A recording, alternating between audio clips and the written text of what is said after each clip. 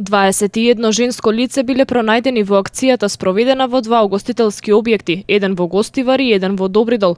Полициски службеници ја спровеле акцијата во координација со одсекот за прекуграничен криминал, миграции, странци и реадмисија, со цел откривање на лица кои непријавено престојуваат или работат на подрачјево, како и нивна евентуална инволвираност во трговија со луѓе.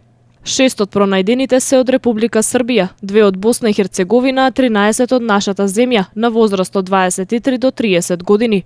Во објектите ангажирани биле како пејачки, танчерки, келнерки. 7 од странските државјанки се депортирани во своите земји, а една е задржана во транзитниот центар во Скопје. На улица 107 во Тетово, во близина на угостителски објект, пријавено е нарушување на јавниот ред и мир со 2 истрели од огнено оружје.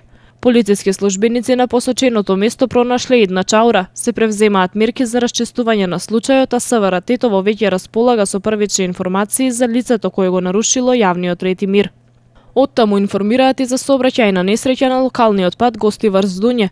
Патничко такси возило управувано од 56 годишник удрил во 49 годишна жителка на Гостивар.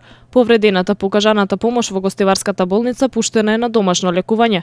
24 годишник од Добридол со своето возило Шевролет Спарк изгубил контрола и излетал од патот. Несреќата се случила на автопатот Тетово-Гостивар во близина на клучката за Томчевиште.